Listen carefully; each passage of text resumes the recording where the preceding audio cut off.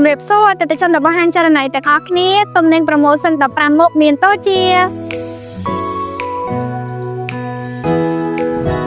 ឥឡូវយើងនាំមកអតិថិជនមកមើលជាមួយនឹងប្រភេទធូណារបស់យើងធូណាគឺជាប្រភេទធូណាករបស់ប្រទេសជប៉ុនផ្ទាល់តែម្ដងអតិថិជនអាចយកទៅធ្វើបានពីរប្រភេទចង់យកទុកឲ្យរលាយធ្វើជាប្រភេទញ៉ាំឆៅឲ្យក្រុមការងារហាន់ឲ្យភ្លាមៗក៏បានឬក៏អតិថិជនចង់ទិញទៅទាំងបែបនេះយកទៅទុកធ្វើជាស្តេកញ៉ាំនៅផ្ទះក៏បានដូចគ្នាហើយសម្រាប់ឥឡូវនេះគឺហាងចល័យមានប្រូម៉ូសិនពិសេសទៀតផងចាប់ពីថ្ងៃទី31ខែ3រហូតដល់ខែ4ថ្ងៃទី13តែម្ដង1គីឡូបញ្ចុះជូនអតិថិជននៅសល់ត្រឹមតែ1គីឡូ